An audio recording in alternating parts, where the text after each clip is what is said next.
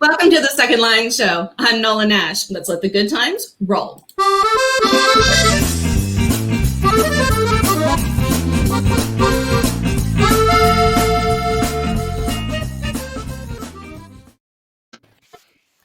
Hi, welcome to the Second Line Show. Once again, I am your host, Nola Nash. I've got a global station going on here on this show today. One of the things I want to make sure that you guys are watching us at this brand new time today of an early afternoon show. If you're watching, please go ahead and start dropping those comments and questions into whatever page you happen to be watching from, whether you are watching on Nola's Second Line, The Right Review, Reading is My Passion, or on YouTube, or my page as well. Go ahead and put those comments in there. We're going to start getting to some of those questions and comments along the way. If you've not given StreamYard permission to use your Facebook profile, then you are going to show up as Facebook user. And we do like to actually address the folks who are here by name. So if you've not given that permission to StreamYard, go ahead and put your name in your comment. Just say, hi, it's whoever your fabulous name is, and let us know that you're watching. So we have got an amazing show. I'm so happy to have my producer, guest coordinator, and fabulous friend, Annie McDonald, who some of you may not realize is always a part of this show, even though it is usually just me on the screen with the authors. Annie is in the background doing some amazing work. So shout out to Annie for everything that she does to pull these shows together and everything that she is doing to help me bring you guys a fantastic 2021 lineup. There are some great shows coming down the pipe, and we are happy to be bringing 2020 to a close with some fabulous authors who are currently all over the world right now. We've got folks here. We got Michael's in Mexico. We've got Patricia in Canada. We've got folks in France. This is truly a global show today, and we're really excited to be bringing the year to a close with a fantastic group of people. And we're going to just kick it off in style. We've got lots of folks who are already popping in to the comments section here. So thank you guys for doing that and letting us know that you're here. We've got some familiar faces. Sam, your mom is here. Hi, Sam. Hi, Mom. I love that. I absolutely love it. Hi, Sam's mom. So we've got some great folks that are joining us, and we will continue to keep an eye on those comments. But I'm going to toss right now to Annie McDonald, who is going to give us a little bit more background on why this show came to be, this group of people, why they came to be, and anything that Annie would like to say. Girlfriend, the stage is yours. Thank you, Nola. This show wouldn't exist without you now. So let's give props to Nola. You know, it's all about love here. So thank you very much, Nola, for what you said. It was very kind. The reason why this show came to fruition was we thought, what could we do at the end of the year that could be fun? And this year, everyone's been couch traveling. So I just was like, where do I go the most? Where are my books located the most? And they're mostly located in France. And they're mostly located in France because of Miss Patricia Sands. She introduced me to France many, many years ago. And ever since I delved into reading her books, I started reading other French books because I was enamored with France. She makes you fall in love with the smells, the food, the environment, the language, the people, everything. So you need to know more. And when you're waiting on a book of hers, you need to read another book about France. So I said, how much fun would it be if we had a ticket to France, a ticket to Paris, have a couch tour where everyone could meet people that are from France or write about France and speak with Patricia. And I loved when I interviewed with Craig and Julian a couple of months ago. That was so much fun.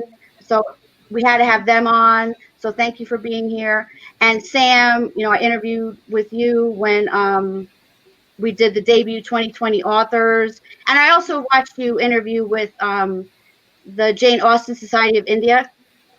So that was a lot of fun too. So, you just had to be part of it if you said yes. And then Lisa, you had to be part of it because everybody said you had to be part of it. You're like, I think you are the heart of France to everybody here. So it was just wonderful. And Michael, he's the wine guy. So he had to be. He's the wine guy. He's the wine guy. Cheers. So we all toast to the wine guy. Yeah. To the wine guy. So Michael Higgins, he goes around. He has a lot of books that are full of glorious photographs of different regions with wine. And he just put out a book in like October for the France Bordeaux region. And it's just beautiful. And it's won an award already, or maybe more than one. But it's a beautiful coffee table book. It's gorgeous, gorgeous, gorgeous. So we had to invite Michael on. So I think we got everything covered. We have the diner, the famous diner. We have the wine. We have the people. We have the authors. We have the foodies. And we have the two end caps here that love France. So here we are bringing France to you, and we hope you enjoy the show. Well, other than a single day that I spent in Chamonix, and it was just, literally hanging out in a tourist town for a few hours, not really a visit to France. My connection to France and to all things French comes from my roots in South Louisiana. And so while you guys are going to talk about France and all things French in France, when we get to the New Orleans History and Mystery segment, I'm going to give you a little bit of history on the French Quarter, just so you kind of understand why it is so very French down there as well. So we'll get to my French connection here a little bit later. But for now, one of the things that we want to make sure that you guys at home are getting to experience is a taste of France from people who know it best and who have their hearts and sometimes their bodies quite firmly planted on French soil. So we're going to, one of the people I wanted to start off with is Lisa. Lisa, you have got a wonderful YouTube series where you're going into parts of France and Paris that people don't necessarily go to. And that's one of the things I always like about taking people to New Orleans is there's the touristy places, there's the things everyone must do. And then there's the things that you do when you know the city well. And so enjoying taking people down to New Orleans and doing those things with them, I was really enjoying your look at Paris in kind of that, this is what the locals do way. So what are some things that you've discovered, after you went over there? And your book is essentially your journey into kind of becoming that part of that fabric of the city and a city that maybe you had seen more through a tourist's eyes and now you see more like a local. So tell everybody a little bit about the things that you find special about the city that they may not know just simply as a tourist. Right. So, I mean, obviously, when I first came here as a tourist twice a year, I was definitely like Emily in Paris. I was definitely goggle-eyed and stayed in certain very chic neighborhoods. And then when I went to buy an apartment, I couldn't afford any of those chic neighborhoods. So by default, I ended up in a neighborhood that's, been called the last patch of real Paris. And it's not glamorous at all. There's a lot of ugly modern buildings. It doesn't look like Paris at all. There's a post in my blog called, Yes, This is Paris. And I show you around my neighborhood. But it's what I love about it is how friendly it is. And how the locals all really know each other, and how we know that our local store owners, and how my wine guy knows stocks the wine that he knows that I like, and it's very much villages within a larger city, and I think that for tourists, one of the surprises is that they might not know if they don't live here is it's not all beautiful. It is a hard city to live in, but it can also be a really warm and friendly place, and especially in the little neighborhoods.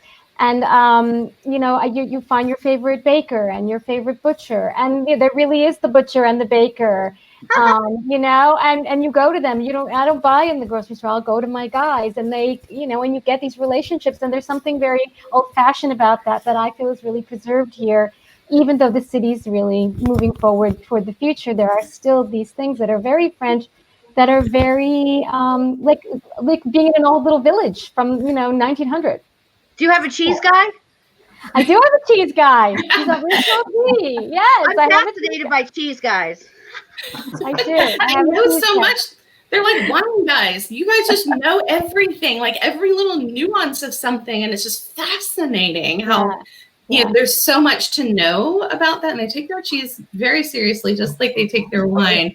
And as you're talking about that, Lisa, an American in Paris, and really living there now, and kind of having to find that little neighborhood and all of those things, and living differently, because you don't just we're not going to pull up to Super Target and go get everything we need in one place. And when we go to we're living in a little neighborhood in Paris. Craig, you ran into some similar issues with opening an American diner, because there's not always going to be those American things. You're not going to get the New York bagels that people would expect for breakfast, and you're not going to have the Jimmy Dean's sausage at your local sausage guy. What do you do? How do you get everything that you need for your American diner in Paris? How is that?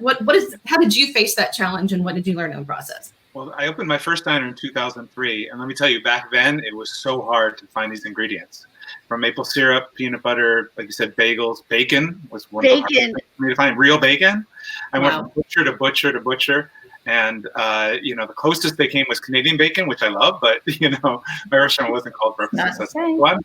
It was like I needed the real bacon, and so it was just through that, and then eventually through a different contact, I found this great butcher who had been down at Les Halles, which is where the old market used to be, and they had been there for over 100 years, and they made us the bacon, and we've been using them since. Really cool. And I was able also to find a supplier that brought a lot of American products over to Disneyland Paris, and in these big shipping containers, and I was able to add on what we needed onto that into that catalog. And so since then, but boy, have things changed. You can go into any store now and find maple syrup, peanut butter, all these things, right, Lisa, which you couldn't find before. Even pancake mix, which is not very good, actually. Right. Even in the last 5 years, it's changed. Last 5 years. So now it's pretty easy to find things, yeah. You can even find more for anyone on the East Coast, which is... that's my sorority sister. Yeah. Yeah. And she apparently has had very similar experiences living in Stuttgart. So it's kind of that American lifestyle versus the European lifestyle, not necessarily just Paris. And I know when I was in Europe, everything was very fresh. It was very local. And when you come back, it's like food here doesn't seem to have the same flavor as it does in Europe, because it's coming so far, it's preserved so much. And man, I miss it. I do miss the butter. Yes. Just butter, right? Right. It's like, I want to get the European butter. A lot of my customers will say, how is it that American diner is better here in France than it is in America? I'm like, it's the ingredients. It's all about ingredients. But the original tagline of my blog used to be, I moved here so I could take home the butter. In France, so many kinds of different butters. Oh my gosh. I mean, you go to the grocery store, it's almost as big as the yogurt section. The yogurt section takes up a wall. And the butter is also, you have choices. They love their cow products. Yes, lots of dairy, which is funny because you don't really think about, you think about, good creams, you think about cheeses, you think about a good butter, but you don't think about cows in France. Like that's it's not really my picture of France. There's a bunch of cows over there that you can give everybody some great cheese and butter. So it is interesting that you have that. It's like, I think cows. You forget where they come from. I don't think cows. But we like their cow products. And definitely the cow products in France are very, very fine things, and we enjoy them. Now, Sam, you've got recipes that are just so special. Your whole book is a little food focused. So tell us about how that came about. And as we're talking food, let's keep going with that one. When I first moved here, I moved here 10 years ago, and I'm also French now too. Yay! I was integrating with a French family, and I learned how to cook French. I have 2 memoirs out, How to Make a French Family in 7 Letters. 7 Letters was the first one. I'm the wackadoo here that when I'm going to write a guy I met 20 years ago and say, sorry. And now I'm married to him. Yeah. That's such a great story. And for the new book, it just made me mad. I found out only 1% of female chefs were Michelin starred. I decided to shy away from memoir, and actually Craig and we share the same publisher for our memoirs, Source Books. Yeah. But I mean, there's only so many memoirs you can write in menopause in France, or do I have COVID? So I moved on to women's fiction, and I love food. I love cooking. You know, I'm a determined chef, and I became very determined upon moving here to learn how to cook French, and voila, that's my story, I think. I love it. That's awesome. Now, Patricia, and we're going to get to wine here in just a minute, Michael, so hang on with me. But Patricia, I'm okay. I know you, yeah, you're fine. He's otherwise occupied. Michael's fine. We're all going to be fine by the end of the show. Patricia, now you normally spend a lot of time in France. A lot of your books bring us to France, just like Annie said.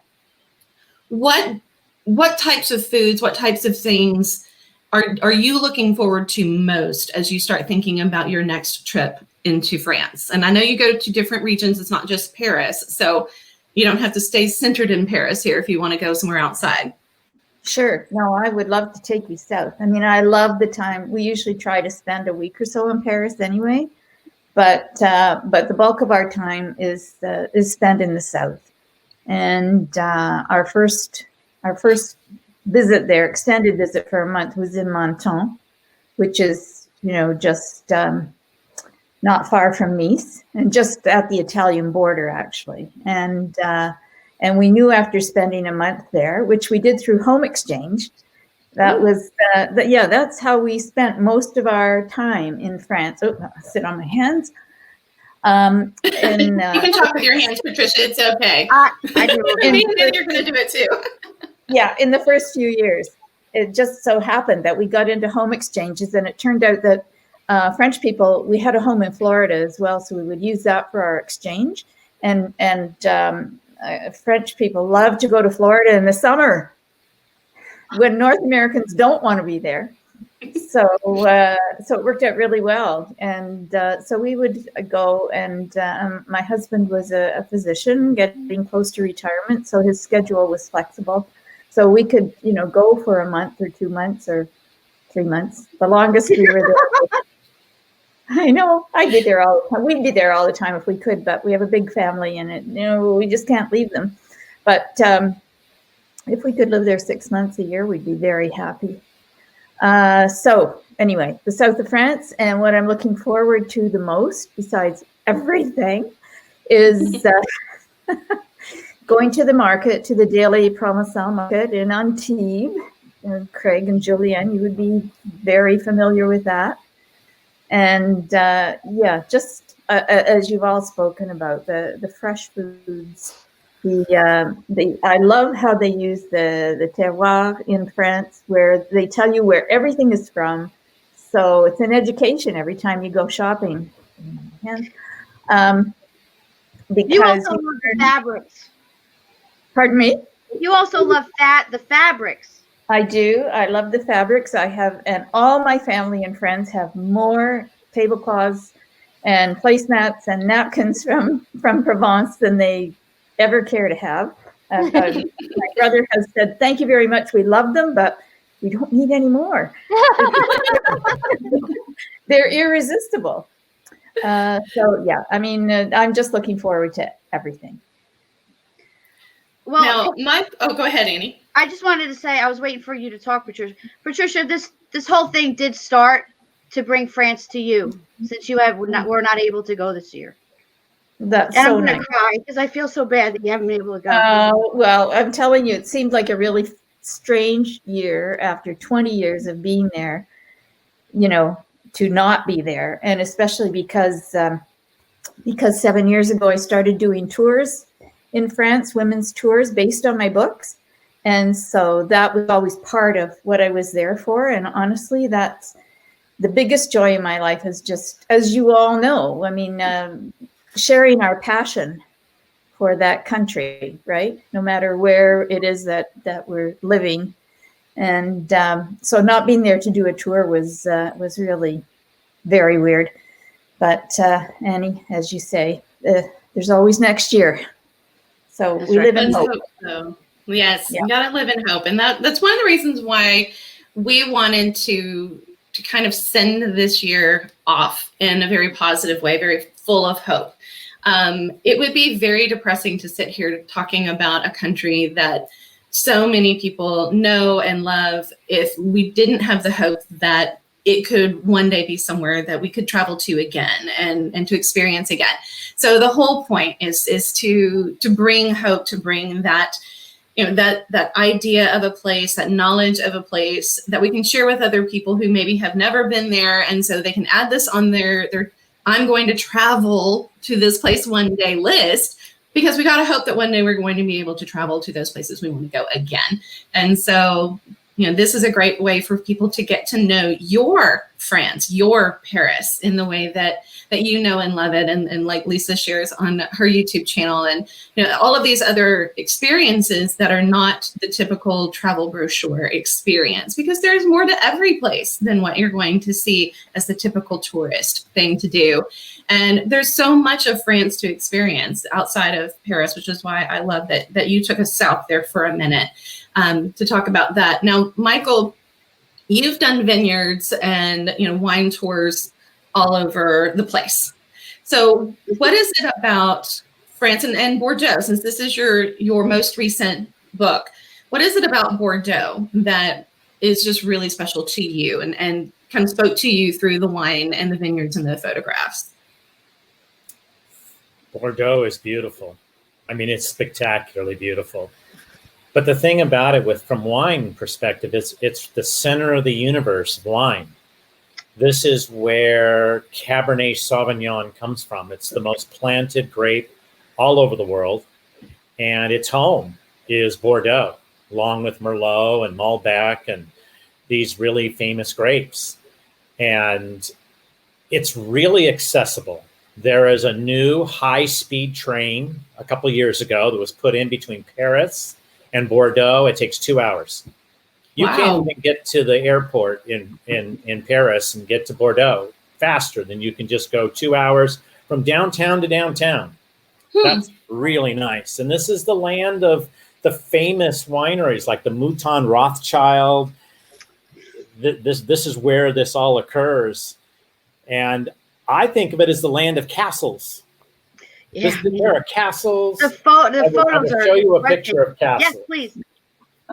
My book is filled with pictures, but this is the cover of the book, and you can see, you know, look at the beautiful French architecture with the gate. I'm trying to, you know, this is like a mirror, you know, where you go left. Yeah, it is. It's all backwards. Or in reverse. But it's it's gorgeous. And I think a lot of people think of the wineries being closed to the public because that's really how it used to be. We make wine, leave us alone. Yeah. That really was how it used to be, but that's changing. And my book shows you the places that are open that you can go to. Oh, and wow. not just for a tasting, because first they got to be open, but they need to be open with an experience like a food and wine tasting. Or, you know, there's some really creative people there. Someone will give you a wine tasting up in a tree, you know, and with gorgeous view, of course. Yeah. And so there's a lot of things to do in Bordeaux now. And, you know, I call it the mini Paris because it's historically beautiful. The downtown Bordeaux is the largest UNESCO World Heritage Site in the world. And they have these amazing monuments, not nearly as big and as famous as Paris, but it's spectacular to go see. That's wonderful. So now we've got Bordeaux, we've got Provence, we've got Paris. Julian, I'm going to pull you into the conversation a little bit here because you are our French native. Out of all of these Americans and Canadians who are talking here, we do have somebody who is actually French. So there he is. All of us on the screen do have Julian, who doesn't know how to eat a hamburger correctly. For this show, he does. For this show, he's the right. That's true. I know. Yeah. You can have Julian. You shove it in your face, not a knife and fork. But like he said, we have to eat it civilized. We're civilized here in Paris, right? So, and Julian, I want to ask you, as somebody who was born and raised in France, what is it about your home that you would be the most excited to share with someone who's never been there before? What aspect of France is truly powerful and personal to you? Easy. The number one thing is food. That's what it is. Because food is not just food for us. It's culture. This is how you go from your heart to someone else's heart. This is how you relate to other people. This is how you share your time together. This is how you communicate with other people. Food is more than just food here in France. So I would go from food, definitely. That's beautiful. I love that answer as someone who comes from South Louisiana, where we communicate with food as well. I mean, when you think South Louisiana, that's what you think of first. I mean, it's the food. Everybody says, oh my God, the food. And it is the food. And I love that you said that is how people relate to one another. As I was trying to explain the show to you guys and how this was all going to go, that South Louisianian in me said, it's a dinner party. It's like you're sitting down to a meal with a bunch of people that you have something in common with and you're chatting. Because that's, to me, how we communicate in Louisiana. We stand there over a picnic table full of crawfish and we talk and peel crawfish. I mean, that's what we do.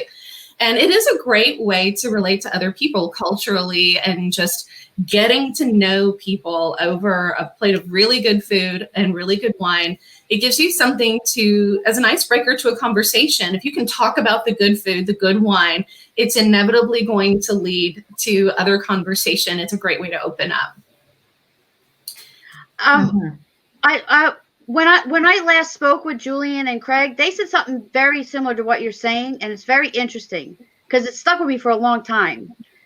They said, we don't rush our food. They don't rush their meal. Like Craig came home one day and he had already eaten his lunch, and Julian was devastated because he didn't understand how he had already eaten the lunch or something, the meal. They should be sitting down and eating it together. Something like that. Exactly. Am I correct? Yeah. Yes, it took him actually a couple of years to finally understand that the reason why I'm calling is to know when you're coming back so we can have lunch or dinner together, because that's something we do. Right. So at first, he was rushing into having dinner or lunch somewhere else and come back home and say, hey, I've been waiting for you. What for? Well, dinner. Oh, I already had it. Okay, thank you for telling me. I'm supposed to tell you, I think that's really, really special. Well, coming from an Italian family, it's very similar. The meals were sacred, and as busy as we were, I had things I did after dinner. I was in the theater, but whatever we did, we always had our meal together. And it's the one thing, like, and no offense, Julian, but I think you'll agree, sometimes the people get to me a little bit here. As an expat, I get very frustrated by the la tête française. But when I see how much you guys love food, it's really hard to stay mad for very long. I mean, it's so endearing. And I will say, when the cafes are closed right now, it's like Paris isn't Paris without the cafes. And we all talk about how, like, it's not, we don't know what to do with ourselves. Because there's no terraces to sit on. And that really is the heart of, it's not only the heart of French culture, it's the heart of Paris, is the cafe life. And that's all about food and sharing. It's a theme in my book as well. I call it the French Trinity: family, friends, and food. And it's something that is very addictive about this culture and something that really warms your heart to it very quickly, for me. So how are you filling that void? Yeah. How am I filling that void? There's no way to fill the void, and I think that's what's so. And I don't want to bring it down, but I mean it is very hard because I walk a lot, and I meet friends for walks, and there's plenty to do walking wise, especially in the holiday season. It's very pretty here, but there's nothing that really replaces sitting on a terrace and sharing that moment over a glass of wine. There's really nothing, and that's what's so shocking because we think. You take it for granted. I have another project called Save the Paris Cafe because we are losing cafes here in Paris, and we just lost another one in my neighborhood. It's going to be some like sushi place. I don't know what to say there, but it's a movement that's trying to make people understand. Look, it's not something you should take for granted, and we're seeing just how quiet and still and empty the city feels without its terraces, its cafe terraces. We're doing takeout and delivery only, but the number of people in the neighborhood that are coming up just to have a conversation with us. We have the plastic at the door; they can't come in. But this elderly woman the other day, she's just like, "Oh, can I have a glass of wine? Can I just come in and sit down and talk?" And we're like, "It's coming soon, don't worry." But she stayed there outside, and we chatted, and it keeps us to have a link at least to that part of the culture. Yeah, for sure. Actually, if I could tell a little story, while you're talking about how food is so important to people in France, and very simple incident that I want to share is one evening strolling through Antibes with a friend who is French. My husband and I had spent the day with them and had dinner, and we passed an ice cream place, a glacier, and he said, "Oh, would you like to have an ice cream? It's really hot, and it would be a perfect evening to have an ice cream." And I don't know, my husband and I were being party poopers, I guess, or full. But we both said, "Well, no, we don't really feel like having one now, but you go ahead and have one. We'll be happy to wait while you get it." And he goes, "Oh, no. I mean, you have ice cream together."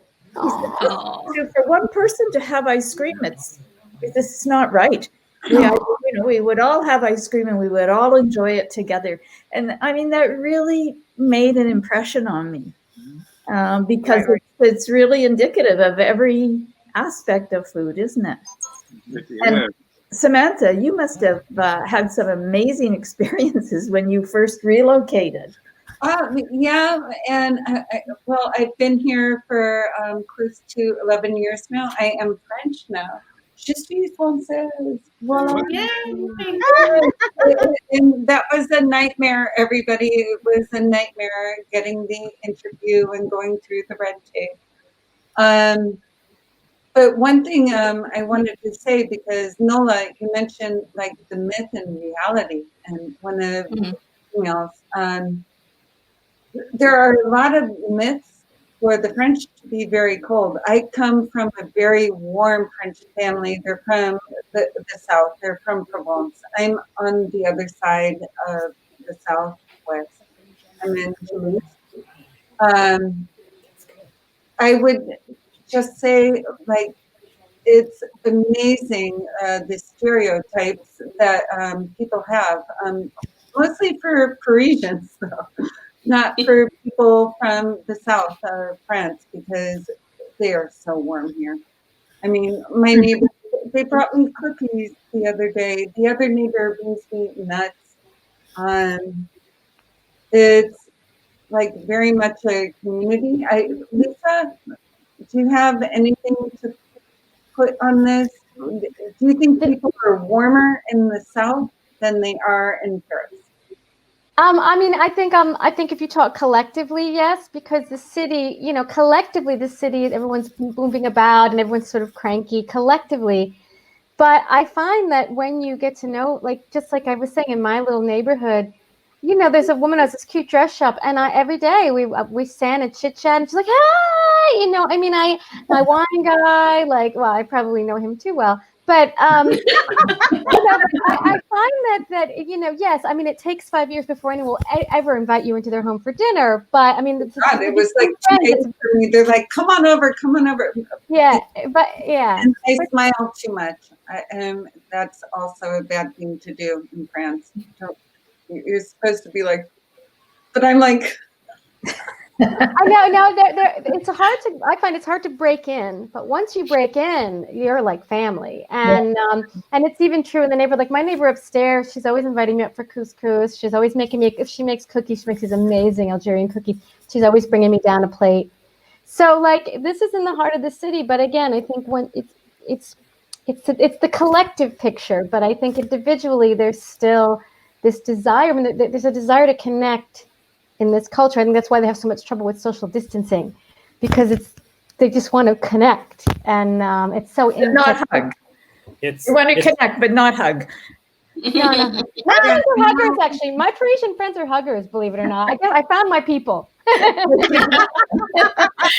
As a Southerner, I think that's the part I in Bordeaux, by the way. I mean, the people in Bordeaux are so friendly. They're so special.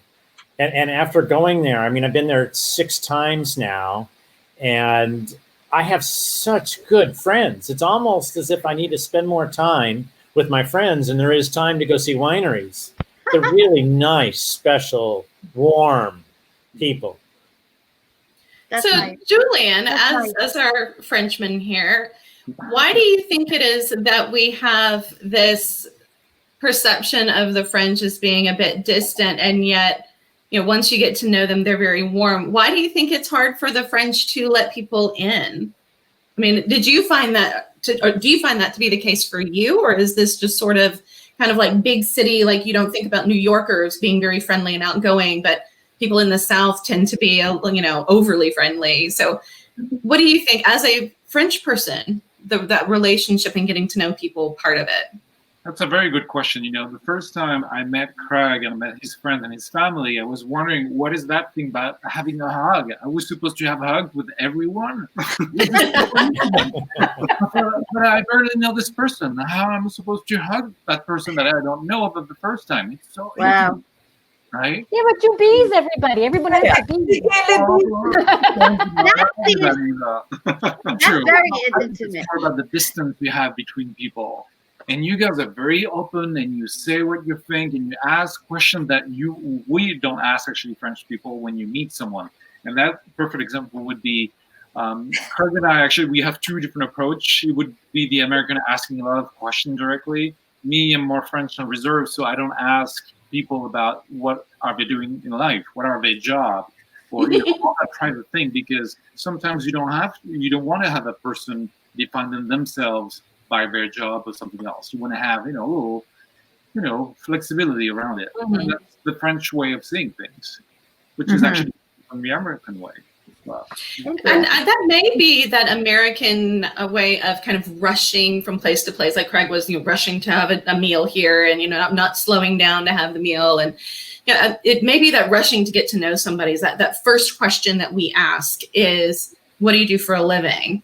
And it's like we're grasping for something to quickly talk about, because you either know somebody who does that for a living, you're interested in that, you've got questions to ask about that, and so you can make the small talk about the job. Yeah. Whereas in France, the conversation, it sounds like, especially over the food and the wine, is a bit more, it's more abstract, it's more, life driven. We're going to talk about the food, we're going to talk about the wine, It's more romantic.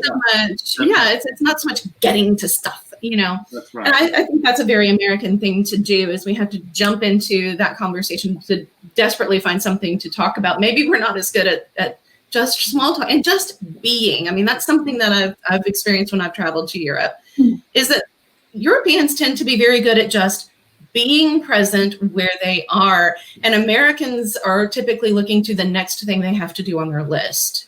We've got a plan, we've got an agenda, what time is it? We need to be here, there, and somewhere else. Even as a Southerner, that's something that we do. Well, and so I define by what we do, not who we are. Yeah. Yes, exactly. That's a very good point, Lisa. Absolutely. Marilyn wants to know what her first stop should be in Paris. So what should her very first stop be in Paris? Pick up Cuomo. I know what Craig would say. Yeah, you got to go to the doctor. No. I say Dubai Dizzy Day. I say my friend's boulangerie in the 10th, Du Pain et des Idées. It's amazing, and it's some of the best croissants in the city, and he does everything the traditional way, and it's just a boulangerie. It's not a patisserie. It's all true viennoiserie and bread, and he has these things. They're like snails. Like it's like a roll with pistachio, and they are to die for. So I would say Du Pain et des Idées. Oh, I'm so hungry. Mm-hmm. That sounds so good. So we've got our bread lined up here for us. So, Michael, if we were going to sit down and have just, we're going to take a break. We're going to just kind of sit down and enjoy some bread and that fabulous butter that we were talking about. What would be the first wine you think that we should try when we go to Bordeaux? If we're going to have this little moment at a vineyard, at a winery in Bordeaux, what wine should we try first? You know how some people go to wine regions and they go from winery to winery to winery to winery? I'm the kind of person that only wants to go to one winery a day because you can really settle in and enjoy the place and get to know the people. And when we were talking earlier about food and wine, a lot of the wineries are figuring it out to build restaurants at their properties and to have food and wine experiences. And so, and in fact, I was looking up a photograph here of, look at this. This is at a winery in Saint-Emilion. Look how they have created this beautiful outdoor space. Oh, wow. That is beautiful. I like that. Great. And then, of course, I'll show you some food there. Woo! Ooh, food. Trying to get picture this. I mean, you can go to this winery, do sort of the winery experience, vineyards, into the winery, the barrel room, and then you just stop at the restaurant. It's right there, and you can taste their wines, you can taste other people's wines, and truly, you just spend the afternoon. Right. Do you have like a favorite in the area? Wait, what did you say, Lisa? Is there one, like if I go to Bordeaux or if I go to that region, is there one that I only have a day? Is there one that I should go to that you love? Wow, one day. Oh my gosh. Well, this one is Chateau de Candel. It's in Saint-Emilion, and they're on a hillside, so the view is amazing. They own 4 wineries, so you can taste their wines from 4 wineries. In fact, they'll actually drive you around to their 4 wineries. So you could actually get a full experience with multiple wineries and a restaurant, one place, beautiful view, amazing lunch. What a day. Are you taking notes? My sister's on there. Yeah. And after a day like that, you're not going to go home. You're going to want to do it again the next day. That's We definitely need a tour company over here. We've got all the right people. Sam's going to take us around, and she's going to, Sam. I love touring wineries. I'm 2 hours from Bordeaux and Saint-Emilion, so voila. We're going to Sam's house. Oh, I know what we're doing, Sam, when I come visit. Well, my funny answer to the first place I would go to in Paris, that's the train station. Which You one? just said that you could go to Bordeaux. The one to go to Bordeaux. There you go. All downtown. It's a complicated word. You would probably know it. Starts with an M. Right downtown. I have it in my book. What'd you say, Craig? What do you think? Yeah. And that's where the high-speed train goes directly to Bordeaux, right downtown. And Bordeaux has an electric tram system. You don't even need a car if you're downtown. And it comes right to the train station. And the restaurants are spectacular. There's amazing places to stay. All right, I'm in. I'm in. I'm coming, Sam. I'm coming, Sam. Okay. That's so French. Nola, we have to go. Absolutely. And we're going to go stay with Sam. and then we're going to go eat at Craig's. And we're going to bring Patricia, and she's going to show us everything we need to know. And then we're going to go visit Lisa's neighbor who makes couscous and cookies. And then we're going to go to Bordeaux and hang out and have wine with Michael. We've got a great plan here. It's the perfect We're plan. all need to get vaccinated so we can do it soon. I hope Yes. Yes, please. This sounds absolutely the best.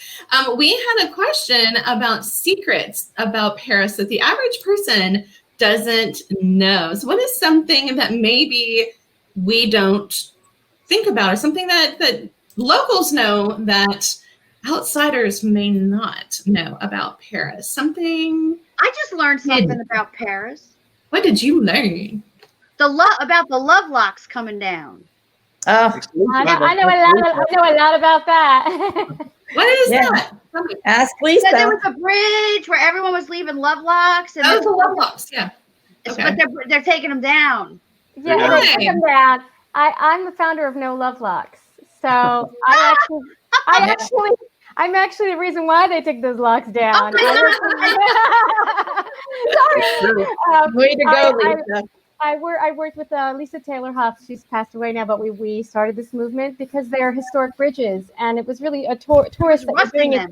They didn't understand, and so we wanted to save the bridges and the what's the word in English? The patrimoine, the heritage of France. And we started a movement, and it took off like ridiculous wildfire. We were doing 6 interviews a day with like every. Yeah, it was on TV. I must have worldwide. seen It was crazy. We were like, what have we done? But then the mayor reached out. She was new mayor at the time, Madame Hidalgo, and she said, we're putting you on to my deputy mayor, and you're going to help us lick this problem. So we actually did that. That's awesome. That's I must have seen you get interviewed then, because that's how I heard The about it. other Lisa. Yeah, absolutely. I was on, it was ridiculous. We were on everything, CNN, you name it, we were on it. It was overwhelming. We didn't, it just took off. It's one of those things that it took off, but it's a good thing. And what's Right. interesting with being married to a Frenchman was hearing the French point of view. You know, Julian's like, love is not a lock, you know. and I wrote a chapter in my book. Sorry, I got to plug it.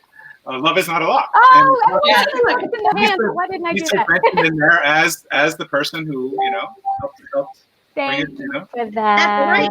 That's right. Why do you think love is not a lock, Julian? Love is not a lock. It's a very selfish concept that you lock It is. someone to you, and then when you see then you're putting a lock on someone else's heritage site. That's also selfish. So the whole thing was really selfish, but there were 65 tons of locks on the Pont des Arts and 35 tons on the Pont de l'Archevêché, which is the little bridge that goes toward Notre Dame. That's a lot of locks. That's a lot of weight. Yeah, they had to rebuild. Lock.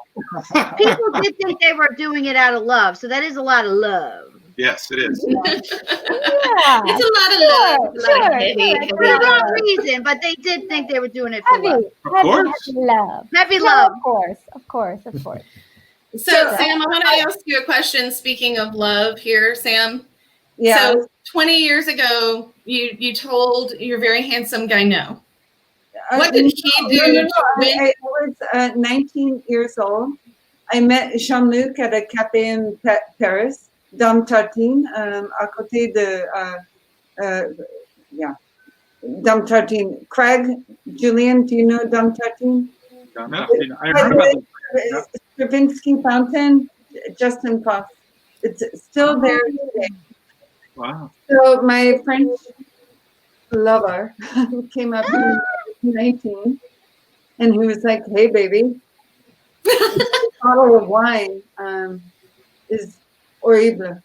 He nagged my friend and I because we had a bottle with a screw cap, and he was like, "Can my friend and I buy you a good bottle of wine?" And we were like,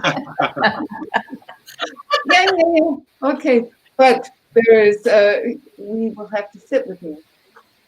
So this is in 1989, and we spent time with them. We went out. We went to the Champs-Élysées for an apéritif, and then to a private dance club. They dropped us off at their our youth hostel, And Jean-Luc, he wrote me 7 letters in 1989, and I didn't write him back until 20 years later. And we've now been married for 11 years. Yeah. So, And what prompted you to write him back after all of that time?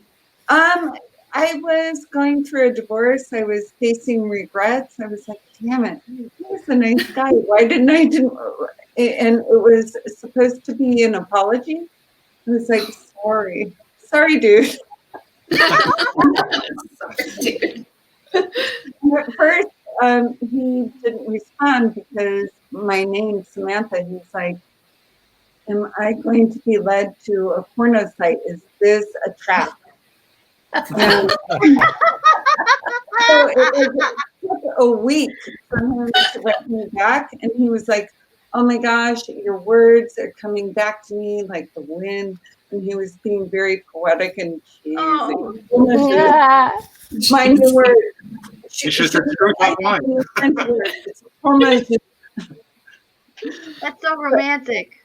Yeah, 11 years almost later, I've been in France, married to him. It feels like yesterday, really.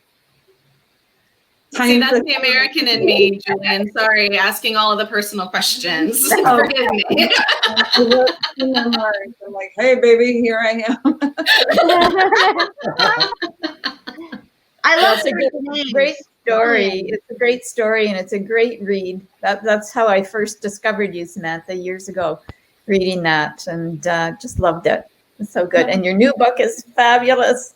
All those great recipes. Well, yeah, I should go read that book and like cook everything. Like Julia Child did, you know? Family has a lot of recipes in it, and my new book does. And I can say I'm so very excited because for book 2 that's coming out, which is Sophie Valroux's Paris Secrets, I made up this recipe with a soup with an edible flower called borage. And I found it at Grand Prix today. I never tasted it. And it was like, oh! I'm going to eat it. I am not testing this crazy recipe I made up for the book. No, but I will eat the flour. I love it. So as we're getting close to the time is flying here, and I know we've got so much going on, but I'm going to tell you my French story now. So we're going to move on to some New Orleans mystery and history here. And I always say New Orleans, like Paris, is a place where history lives and breathes. So I'm going to tell you a little bit. Let's learn about the French Quarter, because the French Quarter is actually very French, sort of. So we're going to figure out how the French Quarter is really. So in 1682, which is not old to those of you in Paris, but very old to those of us here in the United States, the French claimed Louisiana territory and named it for the French King Louis XIV, of course. And that's fairly common knowledge, right? It was 17 years later that the French settlers decided to found New Orleans, and they named it after a Bourbon duke. Engineers constructed 66 squares of walled village at the now iconic bend in the Mississippi River. And that is what became essentially the French Quarter. The streets that they designed and laid out were named after French royalty originally, although some of those names over the course of time have been changed. Now, Bourbon Street, one of the most famous streets in the French Quarter, actually has nothing at all to do with the drink bourbon. Okay, so now it does, but it didn't originally. Now it has a lot to do with it. However, the name actually came from the French dynasty. So this is not something people typically going down partying with their large drinks and hurricanes ever really think about. And that's actually where the name came from. So they were French for a very long time. And then all of a sudden we're Spanish now? When did that happen? What? You got all these people that only speak French. Their entire heritage is French. They cook French. Everything is French. And they go, wait, what? We're Spanish? They were Spanish. The very French settlers in New Orleans had actually been Spanish for a year before they knew anything about it. And this is not because news traveled slowly in those days either. This is because the French and Spanish rulers both knew that the settlers would be pissed, so they didn't tell them. They said, no, I'm not going to say anything. This is going to be bad. So neither side decided to actually tell the people of New Orleans what had happened. However, you can't keep a treaty a secret forever, no matter how secret the treaty is. When the settlers found out about the Treaty of Fontainebleau, they revolted. Of course, they rose up because this is what we do down there. It's like, no, you can't do that. But they did lose. So they lost. Something people don't realize is these very intricate ironwork balconies, the galleries of the French Quarter, and the enclosed courtyards were actually things that were installed on the buildings during the time of the Spanish French Quarter. Oh. Yes. So that's something most people don't know. So then they decided, being Spanish, can we be French again? And said, sure, but it's a secret again. So for only 40 years, Spain decided they'd had enough of this stuff, and Napoleon was giving them really bad vibes. So they secretly gave Louisiana back to the French in 1800. They were like, dude, if we don't give something to Napoleon to appease him, he's going to come stomping on us. We don't want that. And Napoleon said, sure, give me more land because that's what I'm all about. And so then he takes Louisiana back. And then there was that whole Haiti thing. It's like, oh, dang, now I got to go send people to Haiti. That went horribly wrong. And so Napoleon finally gives up and says, dude, this new world is too much. Probably what he said. Time to garage sale this place. And so, all right. So here we have the St. Louis Cathedral in between the Presbytery and the Cabildo. Oh yeah, that last one's left over from the Spanish. St. Louis Cathedral, the Presbytery, and Cabildo. Like, why? Why didn't they change that one to something more French? But the funny thing is it was all of these buildings were designed by a French architect, but the Presbytery and the Cabildo, and actually the church, were funded by a man named Almonester, who had Spanish descendants but considered himself French. And his daughter, Michaela Almonester, who became the Baroness de Pontalba, who was responsible for a lot of stuff in the French Quarter, she went on to live in France, and her house is actually a U.S. embassy now. So the Baroness de Pontalba and her French, Spanish-ish family is actually responsible for a large part of Jackson Square, and her house is one of the U.S. embassies in France. So now it's like, wait, we're American? No, you're American is how they put it. So Jefferson relieved Napoleon of his Western burden here, but that didn't mean that the people of New Orleans really cared. In fact, they didn't give a flip at all. So even with an American governor, who the French really mocked mercilessly, they made horrible fun of Governor Claiborne. The people continued to speak French, consider themselves French. Canal Street became a clear dividing line between the French side of the city and the American side of the city, and there did the two cross. It took a long time before they would ever cross Canal. So even today, much of the food, culture, and some of the language still embraces the French heritage. So a whole lot of what we have in Louisiana, and especially the French Quarter, comes largely from France. It is still very much a part of our culture today. In South Louisiana, we fully embrace it, although a lot of it has come from the Creoles, the Creoles, the Cajuns, which came from Canada, of course, and come down. Creole is a word that typically people think about, the food and things like that. But Creole actually meant the firstborn of a French descendant living in Louisiana. So your parents would have come over as French. If you were born on Louisiana soil, you were then a Creole, no matter what color you were. So many people kind of designate that as a racial distinction, but that is actually not the case. So you would be a first generation French born in Louisiana. So one of our favorite words that we have in Louisiana is the word lagniappe, which of course means a little something extra. And so this is our lagniappe segment here.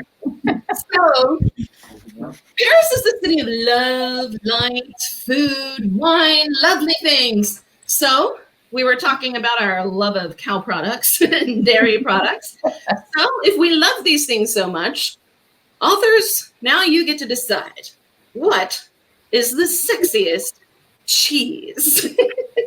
We've got to talk sexy cheeses here. What is the sexiest cheese? Annie, I'm going to let you start us off because I know you have a great one. Before I go, mine is largely inappropriate, so look at me later. What cheese is just sexy to you? Brie. And why? You gotta give me your reason. Okay. Because you can have it in many ways. It can change, so it can be a different taste all the time. You can have it hot, you can have it cold. You can take off the top and put in some garlic or herbs, heat it up a little bit. It can be a different thing all the time. Very sexy cheese. That's my answer. I think it's a sexy cheese. It's a sexy cheese. Who else has a sexy cheese? Vivian, tell us the sexy cheese. Your book is about sex. I mean, Patricia has to have the sexiest cheese because she has the sexy cheese man. Oui, Philippe, the fromager. Yes. I'll take any kind of goat cheese. Goat cheese. Oh, yes. I like Comté because it gets better with age. I like anything with an unctuous center. What did you say, Sam? Like us women, we get Yeah, better. like fine wines, right, Michael? Well, I think the sexiest cheese is the one that pairs with the wine that you're drinking. Good answer. Lisa, what do you think? Truly a French thought. Sorry? Yes. What cheese do you think is the sexiest, Lisa? I said any cheese with an unctuous center. Oh, like that word. Sam, what do you think? Well, funny. Today I went out and I bought a bunch of goat cheese covered. One is covered with papaya. It's very sexy. The other is covered with edible flowers. And the other one is covered with cranberry and nuts. Yummy. For New Year's. Because they were so pretty. I was like, oh, so pretty. Thank you. Oh, so nice. The pretty one. Now, Marilyn is thinking along the lines that I've been there.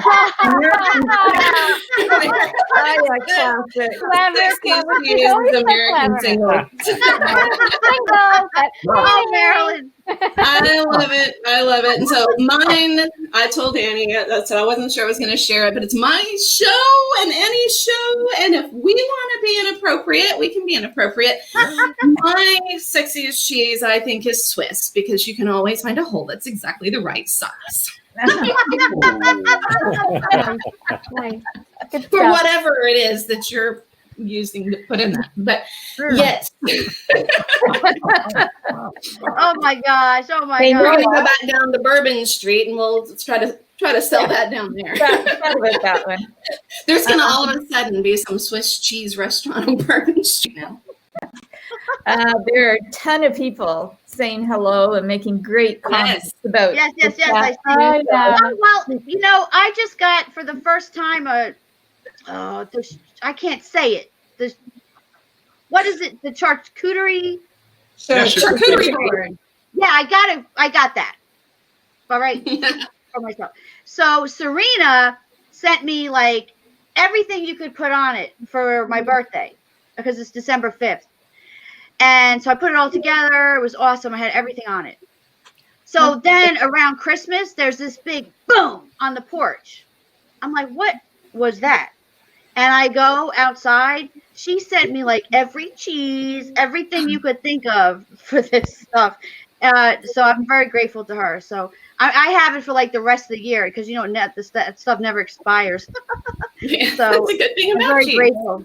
Yeah, so I have a lot of sexy cheese. Lots of sexy cheese. We're gonna leave Annie alone with her cheese for a while. And I was gonna say like a raclette because it's hot. You gotta like, it's hot and steamy. Hot and ready. Raclette et Montauk. Oh, yeah. Montauk. Good stuff. Yeah, There's good stuff. they're gone now, but we've had raclette, Montauk. Yep. And So I'm very good. friendly with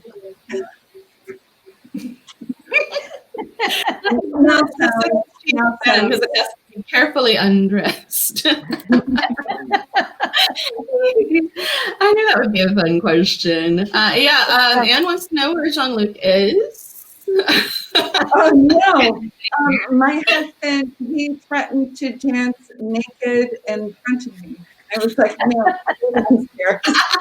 Everybody loves him because the last time we interviewed you, people were asking for him as well. So we just need to have him available, dressed and available. Dressed and available. This is roughly a family show. I might have ruined that with the Swiss cheese comment. Yeah, no, he's very much Frenchman, very much reserved. And so when you Google his name, I come up like, ah! And he's like, Sam, take all the pictures you have down of me off the internet. I'm like, too late. Too late, baby. We know all about him. It's all over. Well, everybody's That's saying right. they want to see our books. They want to see your books. Yeah, so we're getting there. We are about to get there. If you guys want to, She made a slide. She made I've got a slide for you guys. I've got a slide for you guys. Yeah, Pull them up. If not, I do have a I slide love for you guys. the graphic that you made. I reposted. You put us all together. Yeah, that's awesome. Everybody hold your book up and smile. I can't. It doesn't show. You can't see it. There you go. What did you say, Lisa? That's good. There you Wait, go. wait. Yeah, right there. Look at me now. There we go. Nice. All Got right. Good job. I'm so sad. I'm so bad at that. Michael. Because it's backwards. So as we kind of wrap things up, because I've taken so much of your time already, I want to let you guys know about the International Pulpwood Queens and Timber Guides online, the book club, and then our online conference that we're doing in January. Annie has put together a fantastic panel of authors. Crescent City Sin, my newest release, is the July bonus book pick for the International Pulpwood Queens 2021 book club. And Patricia's book, Drawing Lessons, is also one of the book club selections as well. And Patricia will be joining Annie and I, as well as a host of other authors, on that panel. We are going to have so much fun, guys. You absolutely do not want to miss that. You don't want to miss it. It's going to be so fun. You can find some information on my page, on Annie's page, on the Pulpwood Queens page, as well as my page. And for those of you wanting to see the books, here are a few of them. Oh, there you go. Here are authors. Find your next great read here. And of course, these authors do have more than one book. But here is just a sampling of some of those beautiful covers and things that you can see. Check out Lisa Anselmo also on YouTube. And while you were there, go ahead and pop over to Nola Nash Entertainment channel on YouTube. Subscribe there so that you don't miss a single episode of the Second Line Show. And this is where past episodes of the show live. So if you've missed one and you want to go back and see what all of the fun has been for the past many episodes, we have done, let's see, 13 episodes and 3 specials. So we've done quite a few shows since Annie and I got this rolling this summer as a way to virtually get some authors together since we didn't have access to live events. So there's lots of great authors and we've got a lot more planned for you as the year 2021 kicks off. I mean, we are booking hard. I mean, we really are. We are booking into July and August right now. So the Second Line Show is not going anywhere, guys. We've got some great lineups for you. Lots of fun. Annie does a fantastic job of putting folks together that have something in common that we can talk about And just like Paris, taking you on a virtual trip to where all of these authors find their joy and their hearts, we're going to do the same thing with lots of other authors over the course of this next year. So we're looking forward to those shows and coming into the new year with hope that we will be able to go to all of those places. But even if we can start doing live events again, know that the Second Line Show will always be here having wine and crazy conversation, lots of laughs, lots of fun going into the new year. So cheers to all of you. Cheers to the purists. Cheers. For supporting us writers. Thank you so much. So much. Thank you. Thanks, Happy Lois. New Year. Great to see you. You guys are fantastic. And Nola, thank you. Awesome. Too busy. Thank you so much. Thanks for coming, everybody. You Bye, guys. Bye.